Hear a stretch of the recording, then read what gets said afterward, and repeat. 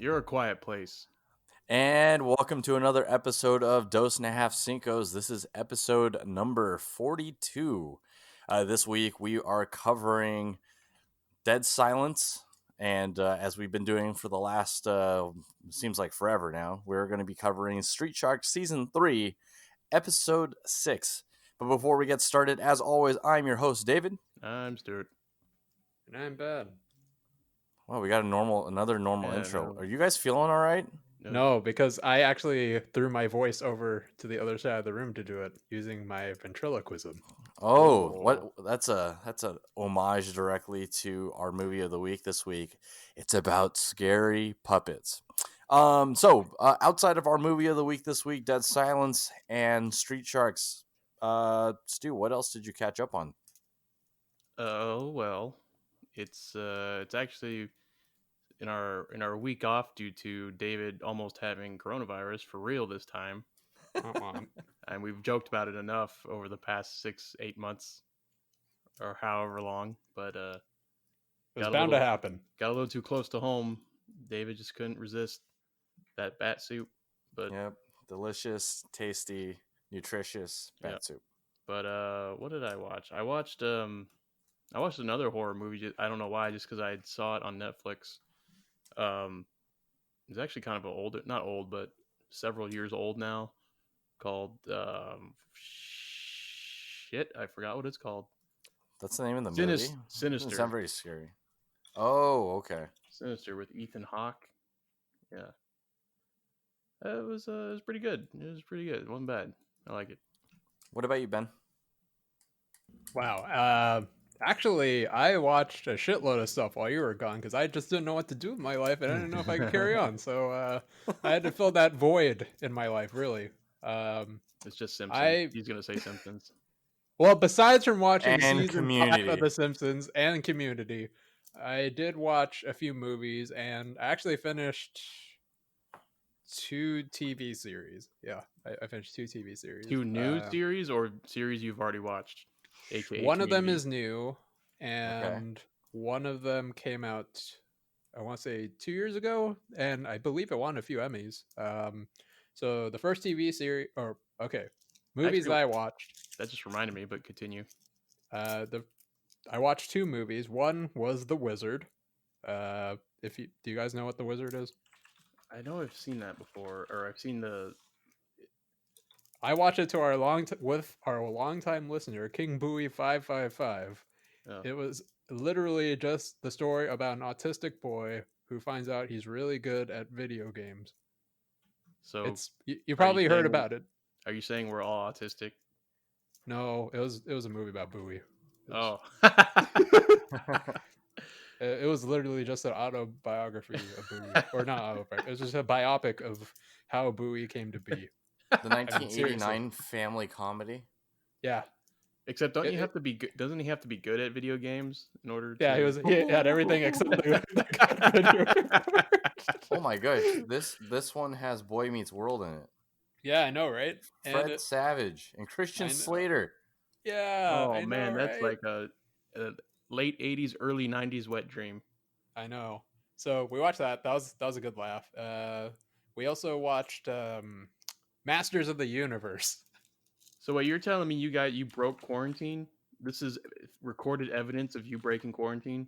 No, we watched it on Benflix. On Benflix.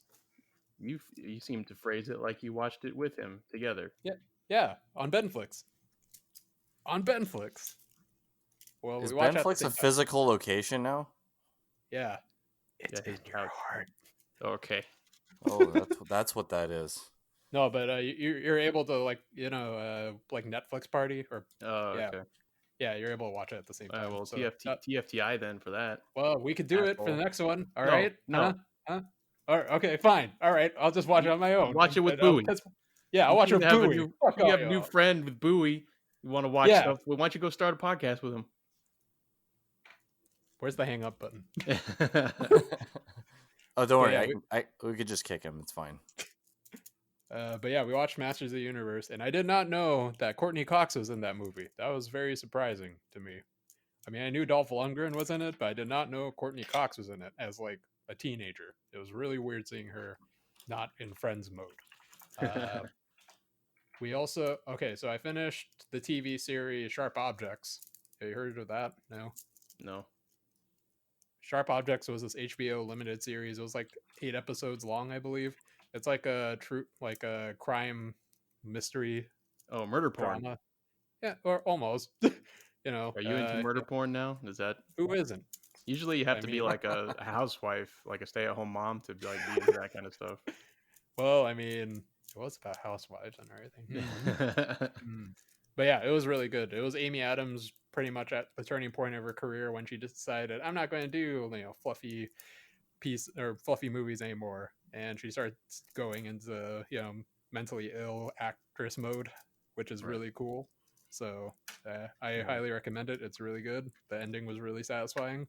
And then this show might interest you, Stu. I started watching, I finished Mythic Quest. Oh yeah, I've been wanting to like start that. I have a lot of shows I've been wanting to watch. I just never do it, and that's one of them. I will say that this one was like 50-50 with me. Like at times I did find myself really enjoying it, and at times I'm like, oh man, this could be better. It definitely has that little lingering sense of It's Always Sunny. Yeah. You kind of get those little glimpses of it, but it never really comes to fruition.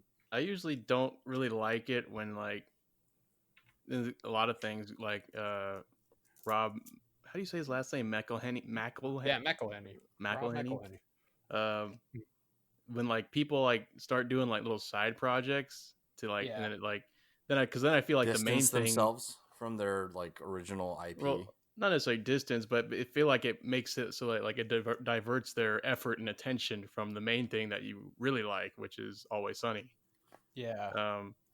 So like I usually don't like when that kind of stuff happens, but that's not to say I didn't want to watch it. Yeah, I mean, I will have to say that like It's Sunny has always been on for a very long time, and I don't know how much longer Danny DeVito can put out the effort. It's really starting to show when they're like scenes of them like all running, and then they had to like do some magic fuckery to make it look like Danny DeVito can still keep up with everyone.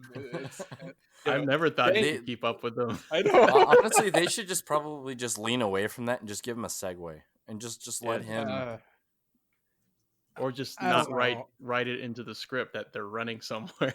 I know, but I mean, then you're like that's always a bit. Like, I don't know.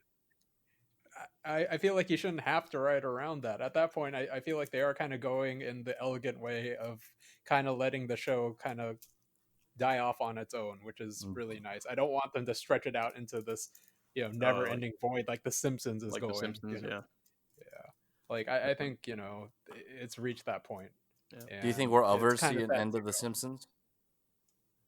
Hell no. They already mentioned that in one of their episodes. They're gonna run that shit into the ground. They even had a musical about it. Long after Fox is gone and Disney and everything, the only thing left to the sands of time will be Simpsons. Yep, pretty much. New season.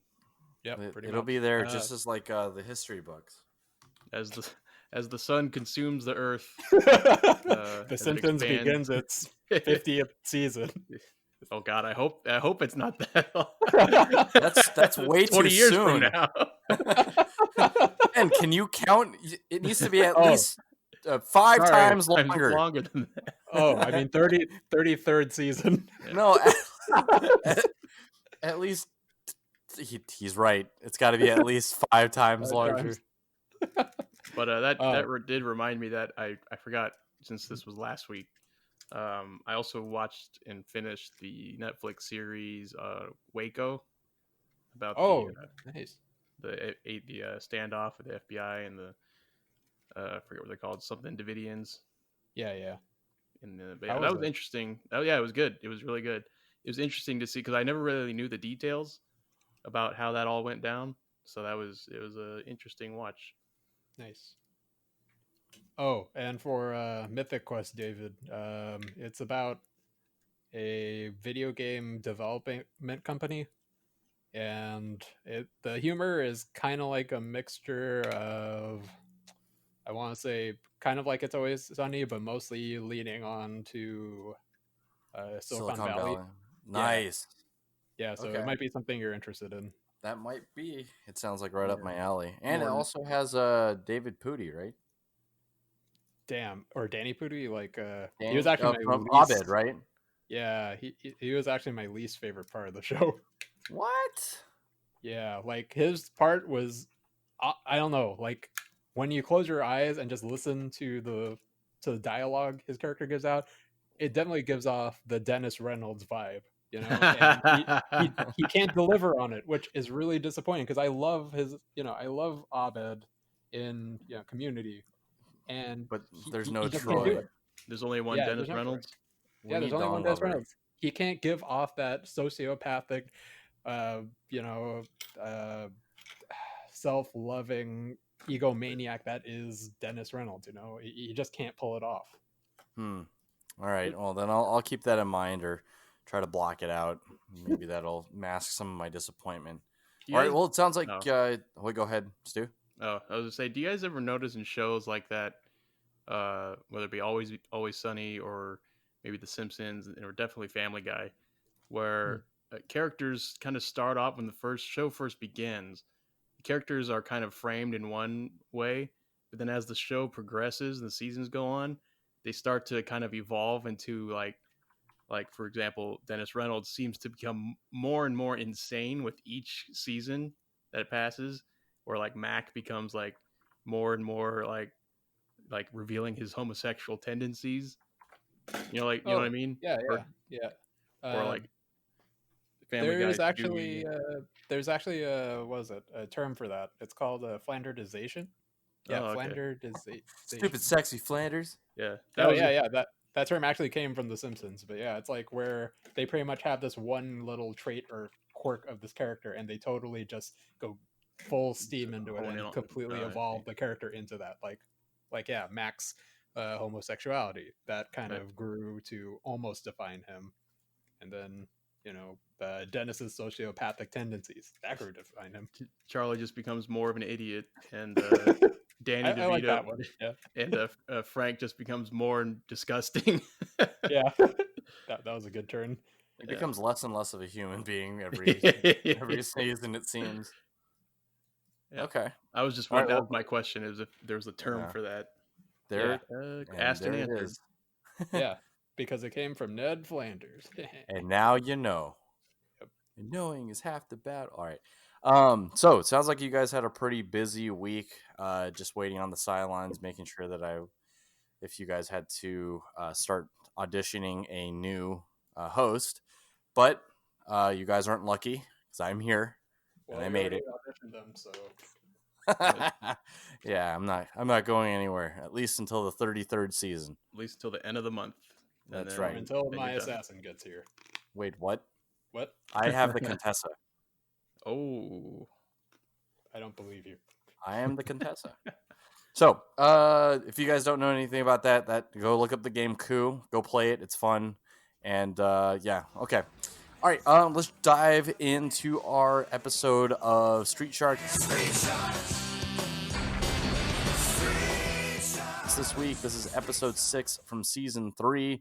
It's called Space Sharks. This resurrects another one of Ben's biggest fears, that literally they just replace the word shark with anything. I don't know, or do they just tag it at the end of everything? So this one is Space Sharks. Dr. Paradigm finds his way onto the International Space Station, part of this I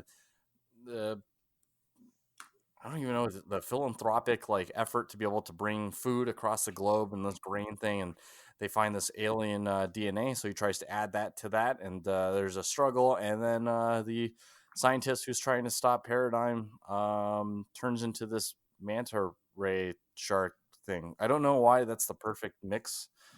I don't know if you guys think about superior genes for animals. I would not have chosen manta ray. Immediately think manta ray. Yeah, manta ray. The most superior animal on the planet. Oh, the manta ray. Question: what kind of animal is best? Manta ray. Manta ray.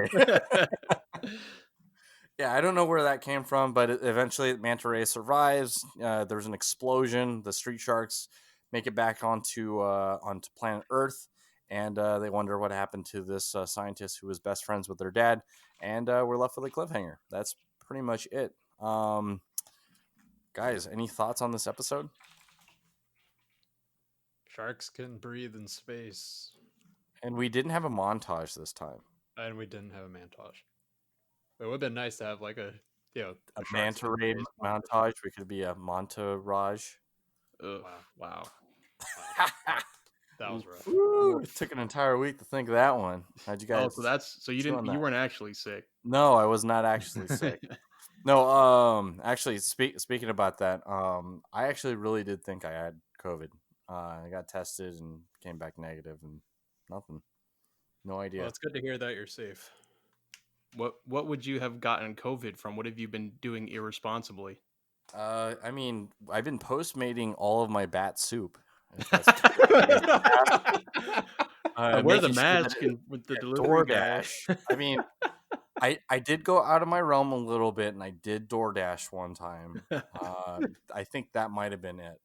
Postmates has done a really great job. DoorDash, I guess if it wasn't for the Dos and a Half Cinco's discount, I don't know if I would have done that. I think that's what got me. Can we get sponsored by DoorDash, please, so I can stop paying them so much for food? Actually, if you have a Sapphire card, they actually give you $100 credit. What? Oh. Well, they offer $100 statement credit. No, we are not sponsored by Chase or the Sapphire card, I'm not gonna open a Chase account just to get $100. That's how they get you. It's $100 for the next 3 years. In addition, they also have a free perk where you can sign up for global entry, and they cover your cost. What the which fuck includes TSA pre. So if you're ever going to travel anywhere or anything like that, yeah. So wait, cover the fee for that. Global entry, does that global entry is for it's for international, but it also includes TSA pre. So if you're coming back into the country, the Earth or something, that sounds like global entry. Globally, you can enter from anywhere into the U.S. as long as it's not from the like moon base. Yeah, that's right. Does that work from there? Speaking of the moon, did you guys get a chance to catch the SpaceX launch? I did. I watched it. It was amazing. We actually made something that's on the Falcon 9. I've never. The Dragon. Sorry. Dragon.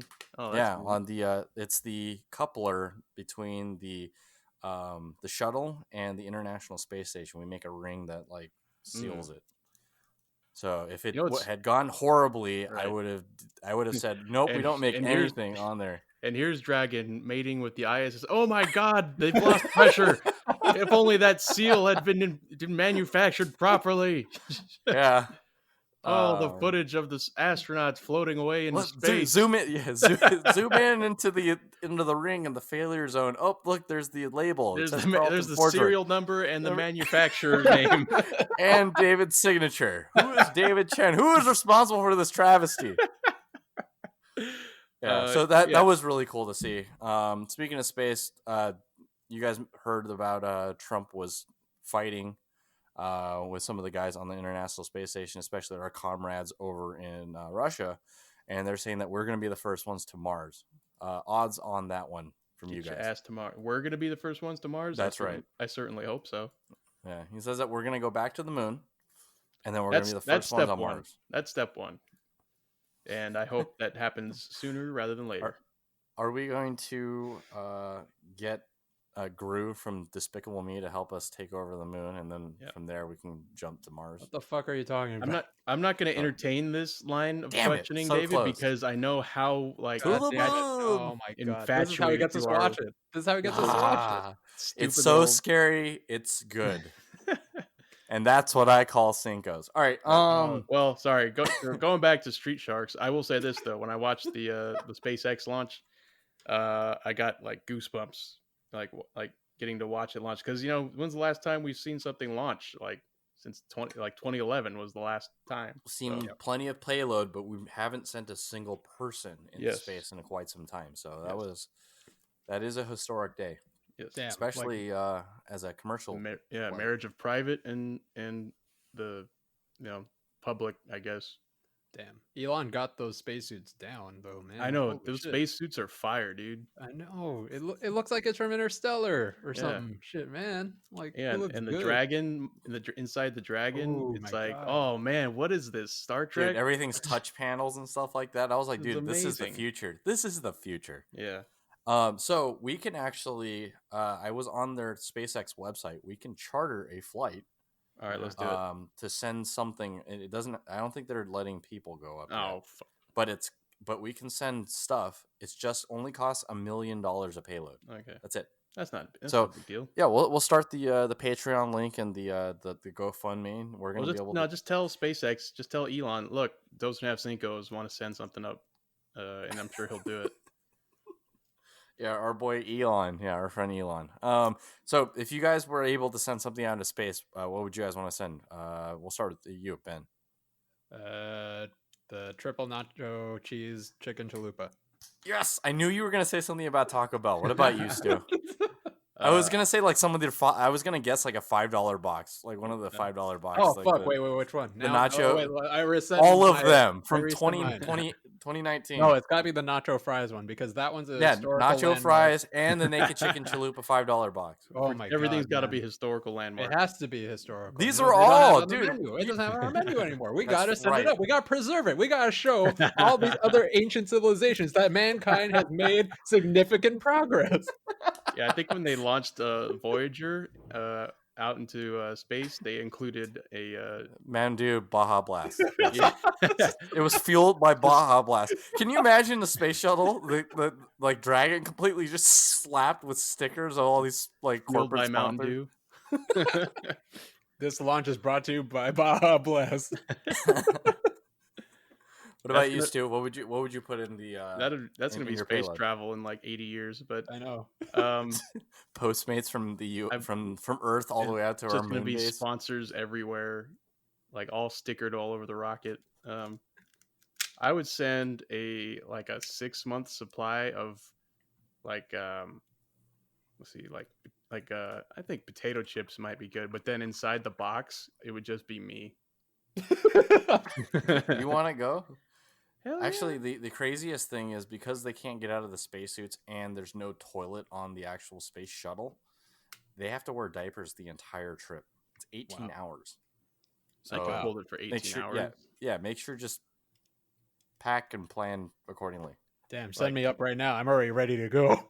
I've had to go on. I've been packaged and ready to go. I don't need a diaper. I mean, I've been on work trips where I've had to travel for close to 18 hours. I feel like, and I didn't want to go to the bathroom on the plane or at the airport, so I just didn't.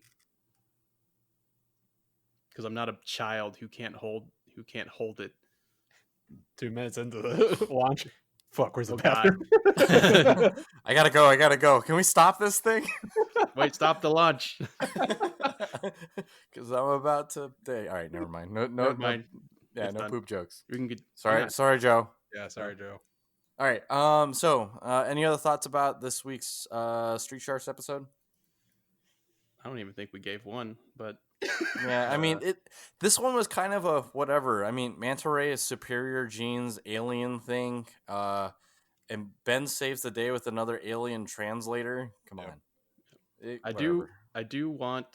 It would be cool if we can get Babish or whatever his real name is to binging with Babish. Oh, make the Humongo burger. Jumbo burgers. Oh, yeah. That looks bomb. Yes, Humongo burger, please. Okay. Babish, get to it. All right.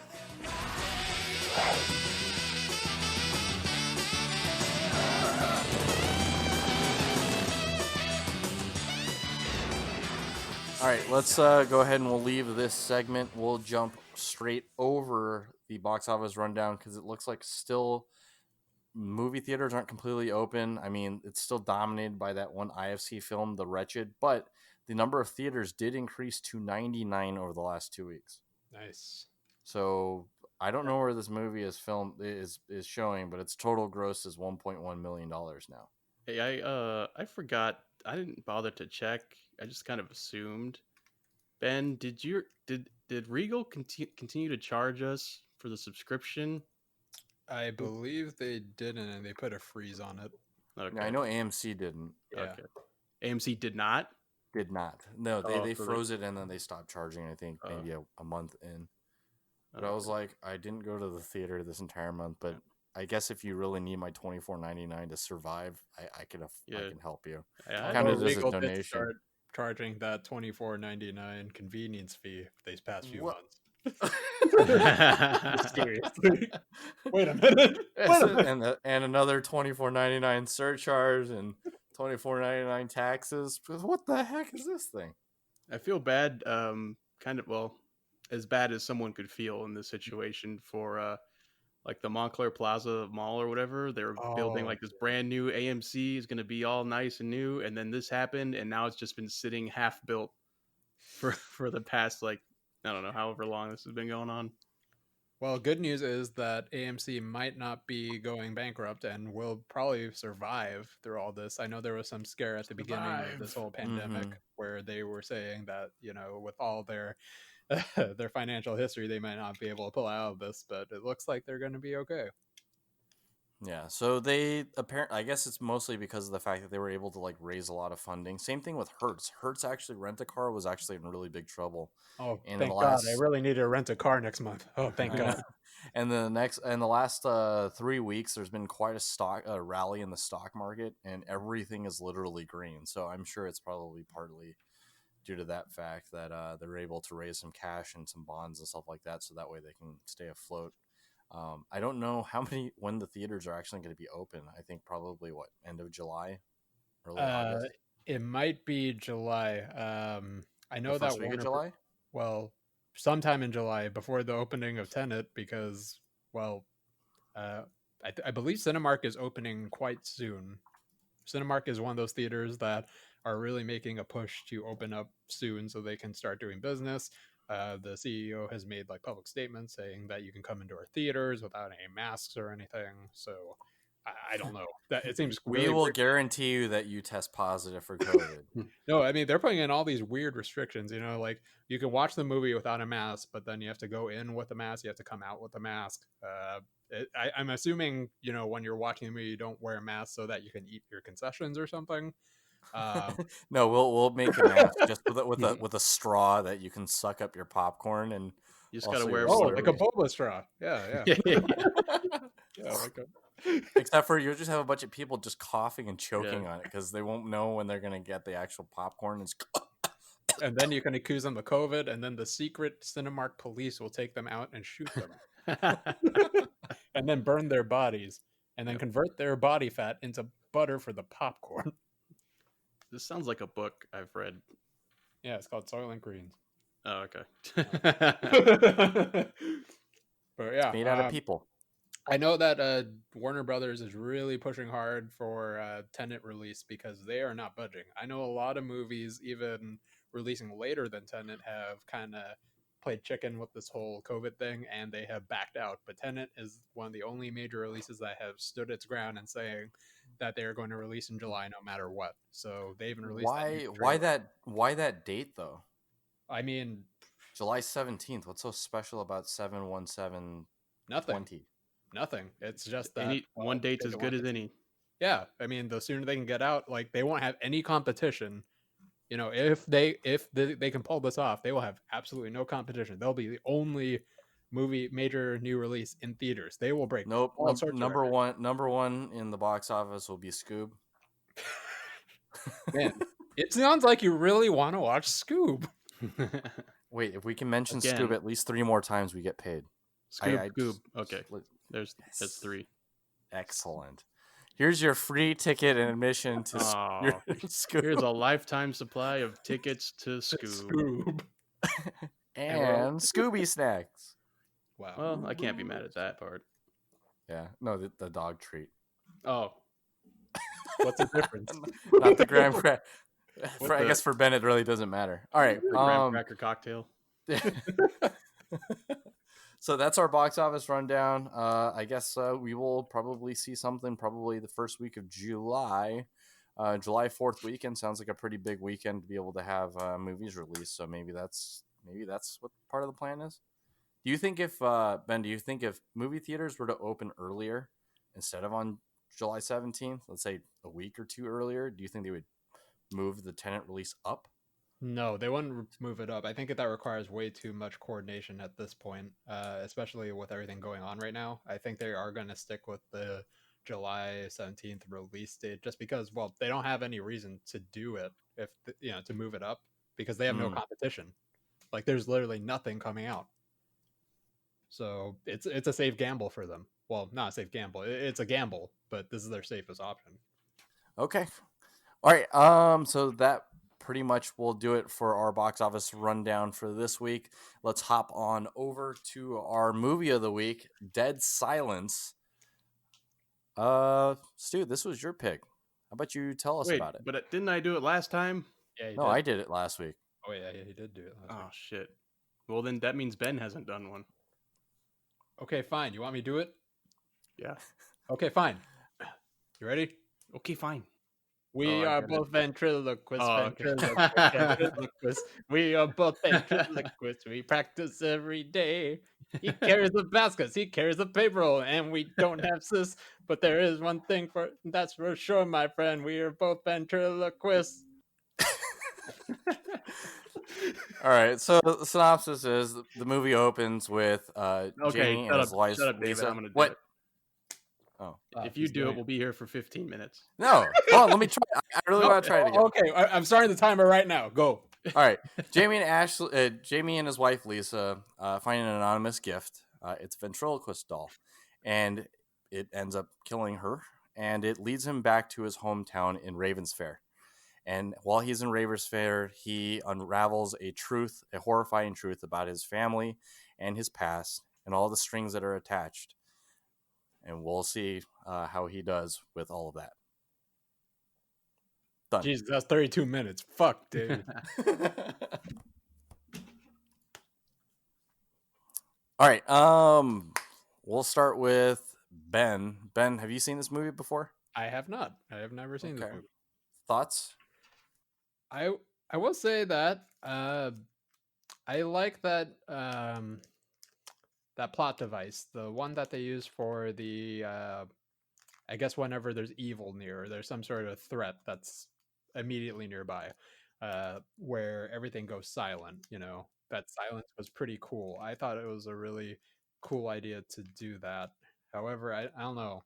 I don't think they use it as well as they could have. They started using it at the beginning. I thought it was going to go somewhere, but ultimately didn't. It was really interesting seeing this movie.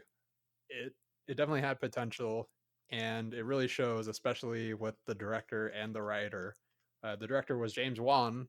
I mean, you probably all know James Wan. He's like one of Hollywood's biggest. He's one of the Hollywoods. And this has been another episode of What's Happening. See you next week. Okay, bye. But yeah, he is definitely the go-to horror guy for Hollywood right now. He's very effective. He knows what he's doing. I believe he directed Insidious. Insidious and Saw. And what's the other one? Not Insidious, but The Conjuring. Conjuring. There you go. The Conjuring. Yeah, so he's definitely built up a track record, and this was one of and Fast and Furious 7. And Fast all horror movies. All horror. It's like when Jim Carrey stopped doing comedies and he wanted to do more dramatic roles. But Number it's 23. What does it mean? But it's reverse. I'm done doing horror. I want to do some action-y. Oh, he also directed Aquaman. Yeah, I just said that, David. Sorry, David, pay attention. Keep going. Sorry, David, Ben. God damn it, David. All right. He is the one. Yes, he is the one who did it. Yes. This was one of his earlier works. It was very interesting to see. It was one of his earlier works. And this has been another episode.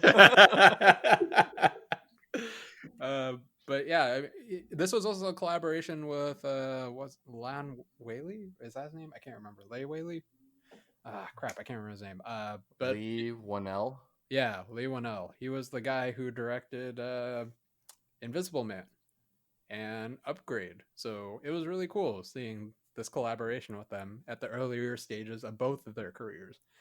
So, I mean, the movie wasn't perfect by far. I mean, there was definitely a lot of room for growth, and it was nice to see that, you know, later on in their careers they were able to both kind of capitalize on their mistakes. So I'll give it like a 6, 7 out of 10. It was like enjoyable, but it could have been a little better. Okay, and for you, Stu, since this is, how many times have you seen this one? I don't know. It's probably like my 4th or 5th time. Okay. And your thoughts? Has it changed it anytime? You know, watching it the third, fourth time. I think for this time I watched it this time around, I don't recall, and I don't know if this needs to be saved for a spoiler zone, but I'll just say it anyways. I don't recall there being so much like emphasis on the tongue. I don't remember. Oh, this is the uncut version. So this is it. They added it. Okay, yeah, because I don't remember so much CGI. Yeah, that was an addition too. But wait, this was the addition to the uncut version? I think this is one version of it that just has extra footage or something. Yeah, this was the unrated version. Right. Extra tongue version? Yeah, so they originally didn't have that. Oh, I get it. Uncut. Okay, wait. No, that's spoilers. I'm done. Okay, it's been another episode. Doesn't have anything else. Okay, bye. That's three episodes in the can. Damn. But the reason why I picked this movie, since we're on the top genre of horror, that's what I call Cinco's volume horror. The reason why I picked it is because I recall it being the first movie in probably since like from like the age of like 13 to adulthood that like gave me that like childhood terror after I saw it, where like after like I'd be in bed and I'd start like, oh god, what was that noise? Was that a doll? Was that a oh god? Like, so that it was the first movie to like actually like kind of give me those like at the aftershock of the movie, just because like I kind of grew up on horror movies a lot, so not like things like I don't know what other people would find scary, like the Halloween movies or anything like that. Never really had an impact on me, but this one was like the first one I can recall in my adult life that kind of did that. So that's why I chose it. And but yeah, my opinion hasn't changed on it. It's still, I mean, I'm not as much of a big bitch baby as I was. I still am, but I mean, I didn't have like the same type of, you know, after effect where I was like every little sound at night would be like, oh god, was that the lady? Was that what's her name? But yeah, it's a good scary movie. That's why I liked it. It was the first movie that kind of like terrified me like that. Just because like I don't know, something about the dolls. I think just dolls in general. Like I don't know if you remember the Goosebumps book that had the doll on it, or like what are they called? The ventriloquist dummy. The ventriloquist porcelain doll. Yeah, you remember that Goosebumps book? I remember the image of it. I never actually heard of it, or I mean, never like read it. Yeah, but you know know of it. So yeah, that one also scared me when I was a kid, just because I don't know. I guess that's my thing. That scares me. So porcelain dolls, not porcelain, but like the ventriloquist dummies. Hey, yeah. David, we're doing a Secret Santa this year, right? Yeah, we are doing Secret Santa. Don't worry. Either you or I will get Stu. All right, perfect. Okay. And it's gonna come from Ravens Fair. So Stu, what rating? I give it an 8 out of 10. Okay. How much of that is nostalgia for you? Point or two? Yeah, maybe a point or two. Okay. There were some things like I did. I mean, it's not. I don't look at it too critically. It's it's probably not the best movie, but some of the things I liked about it were obviously the scariness of it, plus I liked the Donnie Wahlberg's comic relief. Yes, Donnie Wahlberg. Damn, I could definitely see a lot of Mark in there. A lot of Marky Mark. Yeah, like Marky Mark, Donnie Don. Yeah, it was good. It was okay. Enjoyable, and also I forgot that old guy's name, but he was good too. Oh yeah, the guy who played Henry. Yeah, is that his name? The guy from Shawshank Redemption. Oh, the dad at the end. No, the grandpa or the mortician. Oh, yeah, Henry. Oh, Michael Fairman. Is that his name? He played the Henry. Yeah. Henry Walker. Yeah. For me, actually knowing that James Wan had already directed Saw beforehand, I could see that he actually like developed a little bit more of a eye for like story. So for me, this one's a 7 out of 10. So overall, I definitely did like some of the story elements, and like Ben was saying, the dead silence, because it's usually it's opposite.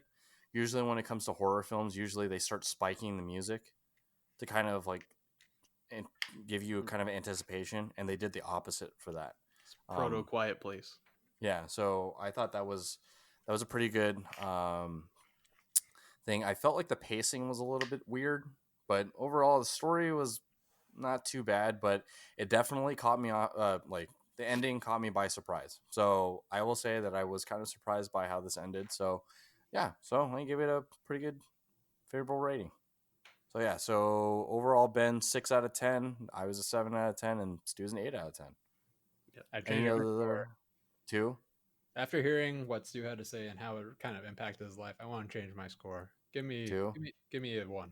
Give me a 1 out of 10. 1. I don't understand the correlation. But... Actually, because of Ben's outstanding argument, I would also like to change mine. Mine's a -1. Okay. So overall I'm not score sure. is I'm not sure what the slight is at me. 1. But okay. I don't know, because I think there was like at one point there was a movie that meant a lot to Ben, and we both kind of just like we chat on it, slam jammed, and then Ben, and then Ben's like, you know what? If you like this, I'm gonna slide it as well. Ben's been just on lately. He's just been out to get me. Like, no, where's this coming from? Where's this coming from? Whenever no, that's not wrong. Ben, just own it. Just you've been kind of petty. No. I've always been out to get Stu, not lately. That's what I was saying. Like, it's not recently. It's always been petty. But now he's like really like there's no qualms about it. It's because he feels comfortable. Thick. Yeah, he's comfortable. That's how you know he's your true friend. Because I don't have that physical intimidation anymore. You're not there to actually sock me in the face if something goes wrong. He's not so scary when you can't dislocate your arms. Well, I mean, you don't have to try very hard for that. You're gonna drive 45 minutes down to my house and punch me in the face? Oh fuck! Wait, someone's at my door. Hold on. Wait, Stuart, it's the Popeyes delivery guy. Oh, okay. Oh, come on in. Ben, what was that? Your rating went back to a 6? Okay, fantastic. All right. Any other thoughts before we go ahead and wrap this one up and we jump straight into the spoiler zone? No, dolls are scary. Yeah, they are. Yeah, especially when you're not in control of them. And one thing I didn't realize this was until this time I watched it, that it was basically a James Wan movie. And having watched a bunch of other James Wan movies, including Saw, not Sinister, Conjuring, and what was the other one? We just mentioned it earlier. Conjuring, Insidious. I can see a lot of similarities in how just a lot of things similar in how the movie's made. So that was kind of all. He does really, really well. A lot of people like his films. I really like his style. Yeah. And David, like you said you gave this like a 7 out of 10, right? Mm-hmm. And I think the last time or our last review, you were talking about like how I don't understand how people enjoy horror movies, right? Mm-hmm. Well, I don't know. Like, what made you give this a 7 out of 10 then? If you don't really understand, why people enjoy horror movies. I think he meant he doesn't understand why people like to get scared, like spooked at a movie, like watching. But I can understand when a story is well crafted, it's been well directed, and I appreciate the things that they're trying to do. Yeah, I'm not a huge connoisseur. It's kind of like some people really, really like foie gras. I'm like, I really don't. Foie gras? Do you? No. Okay. All right. Well, okay. So for horror movies, I think it's kind of like, well, for me, it's kind of like an appreciation for I guess this doesn't really particularly pertain to just horror movies, but for any kind of genre movie, it's appreciation for how someone is able to make you feel a certain way, right? Like for a horror movie, you could be like in the best part of your life, but you watch a horror movie and you feel scared or something, and I think it takes someone who really knows what they're doing to kind of make you feel that way, or whether it's like a comedy, to make you laugh, or a romance movie to make you, feel sad and make you feel regretful, action movie to feel enthralled. It definitely takes an eye for that, and to make you, come to those senses through a culmination of, like, of visual, something visual, something with the music, something, that you just feel down there. It's just it's an appreciation for that. I think that's why I do enjoy when I see a good horror film. It's like, I don't get spooked out too much when it comes to movie, television, media. Although sometimes when we go to a fucking weird ass Korean mall and there's like no fucking stores in there, and it's just like that one store, and it's like, why the fuck is this whole Come mall on, built if it's just Ben. that one fucking store? Build it and they will come. We got to explore. We got to No, go we see don't what's have to up. explore. Why the fuck would you build a mall if you don't have all the tenants? It just Man, don't make any fucking sense. You if got we a don't- fucking Korean ass Popeyes and a Korean ass movie theater, and that's it. That's fucking it. And then you're gonna turn the corner, and that's when the zombies start rushing through. Ben, why would the they hallway. if we don't investigate, Ben, no one will. So we need to do Maybe this. the Korean caretakers will fucking investigate it because it's their fucking place, But anyways, But everyone knows the Korean caretakers at that mall have no eyes. oh my god, Stop. They just have empty sockets where they should be. Anyways, not Korean media. Fuck. Horror media, I think really hits me because it definitely takes a great story and some great sequences to make me really just appreciate that movie and think about I will agree with you. I mean, when we saw It Chapter 2, I did not think that was really that good. I didn't either. I mean, they bullied a fucking space alien to death. They literally bullied someone to death. Yeah. An extraterrestrial being. They just kept yelling forehead at it, and it died. Yeah. Five head. That would have been my line. Yeah. All right. Let's jump straight into the spoiler zone. And we're here. Great. You guys hear that? It's pretty silent. Yeah. Dead silent. Dead silent. I don't get it. David.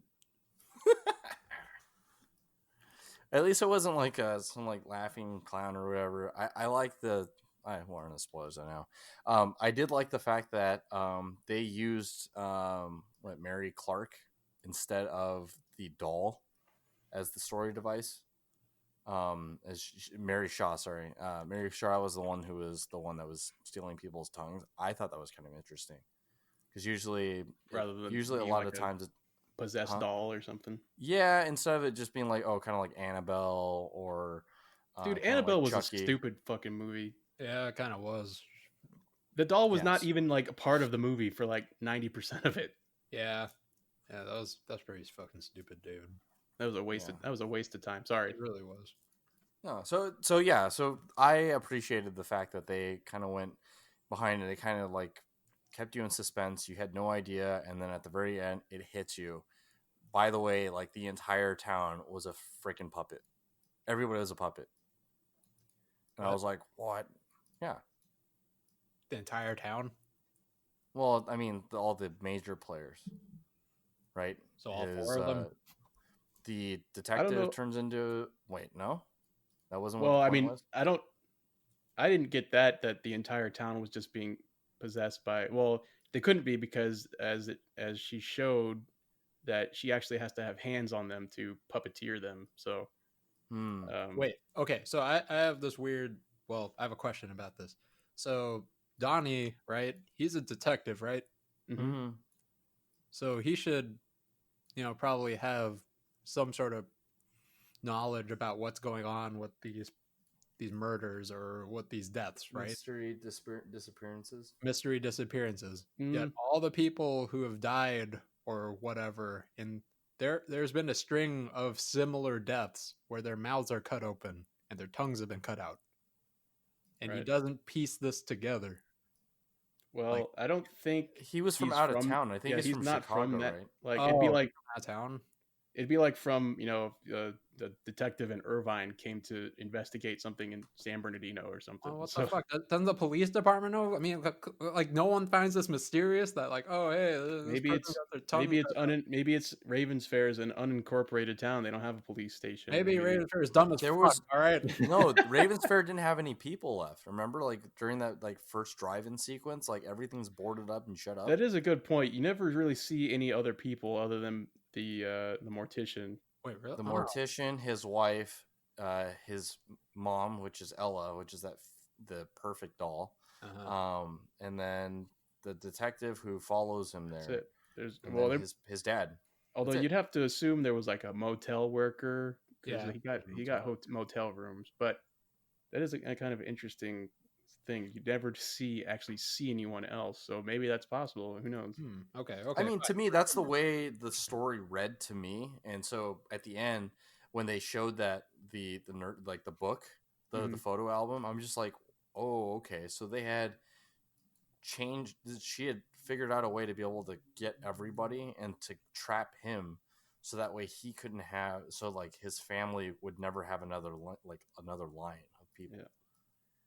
Okay, fine. Rescind. Yeah, it's an astute observation. Well, I want to get to what I want to know about from David. Was there a part that particularly gave you the spooks? The part where Henry dies. The mortician. Oh yeah. I was gonna say that on the rewatch, that was definitely one of the that part, like literally more horrific scenes.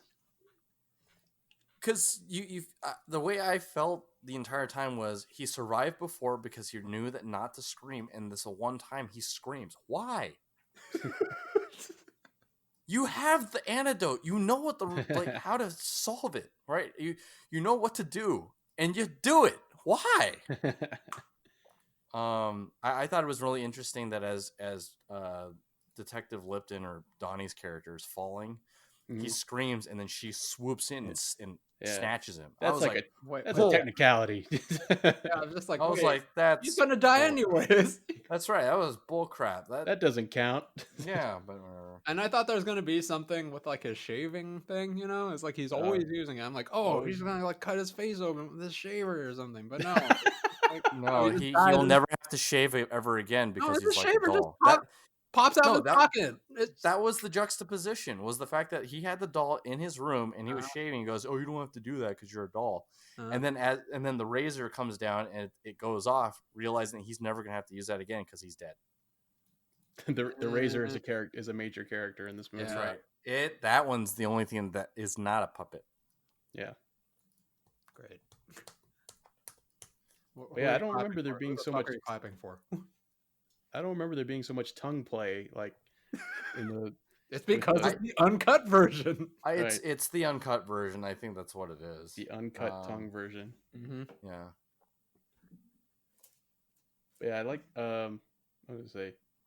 This would have been better if Justin Long was in it. No, shut up. No one absolutely says that better. Ever. Absolutely better. The main character Jamie should have been played by Justin Long. Would have been Drag Me, or I guess it came out before Drag Me to Hell, so it'd be a. No, not Justin Long, Justin Wong. Oh, damn. Justin Wong. Give me that Street Fighter shit. Oh my god. Let's go. See, if Justin Wong was in here, she wouldn't stand a chance. You know? That's right. You just throw that dive kick. Damn, dive kick. Sure you can. Get on that shit.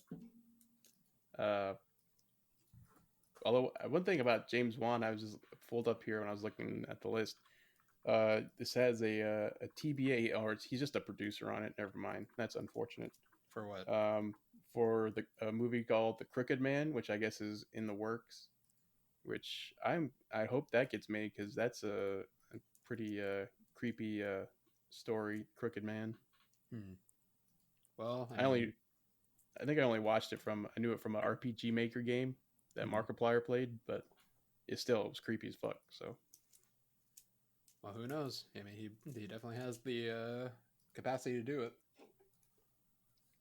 Ben, did you have a part that was particularly spooky to you? I want to say, the part that kept me in the most suspense was definitely the final scene when they were in that back space in the theater. I would say. Right. I didn't really know what was going to happen, you know, because most of the horror or the scariest scenes were pretty brief, I would say. You know, it's pretty much a setup for that, and then it just ends. But they really, they really amped it up because you're in this theater for so long. You know that, it's a spooky place out in the middle of nowhere, and you don't really know what's going to happen. You know, she's out there somewhere, and you have this whole sequence of Donnie chasing after the main character, and they really, lingered on that for a really long time.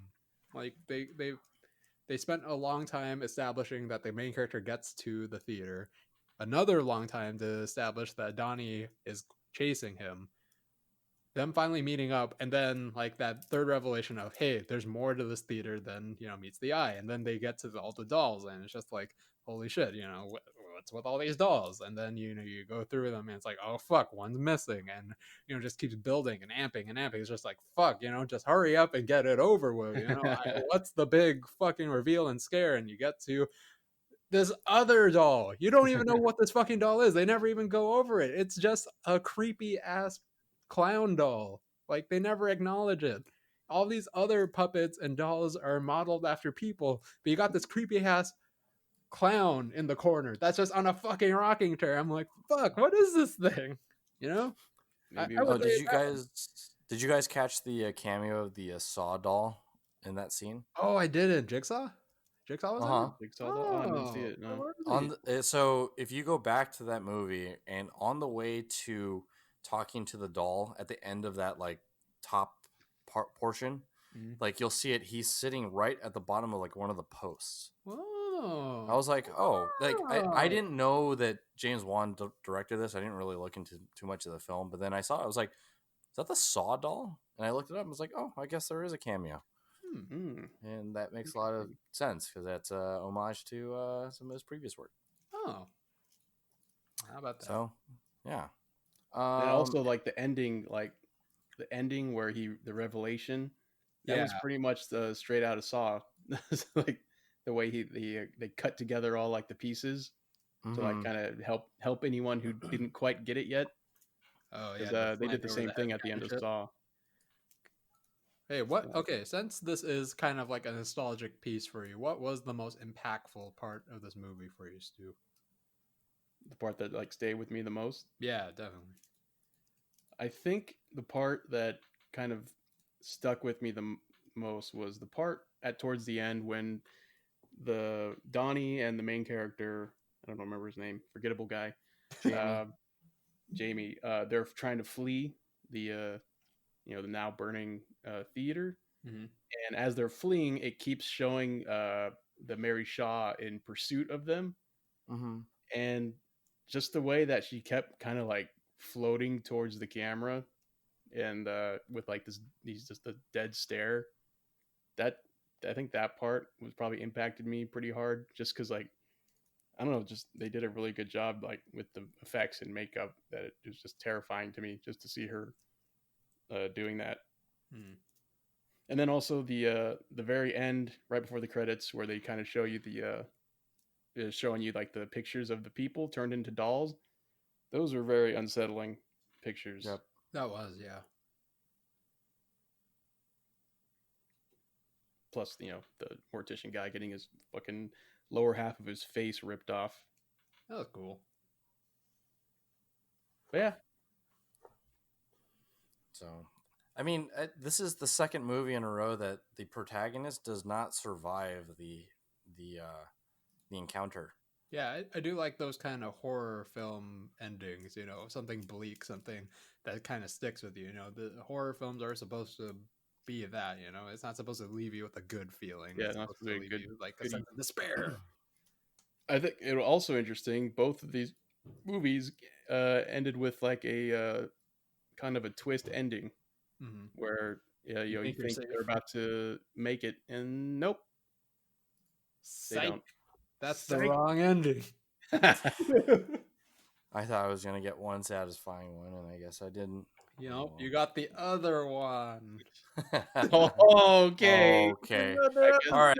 For this week, I think we can go ahead. We can wrap this one up.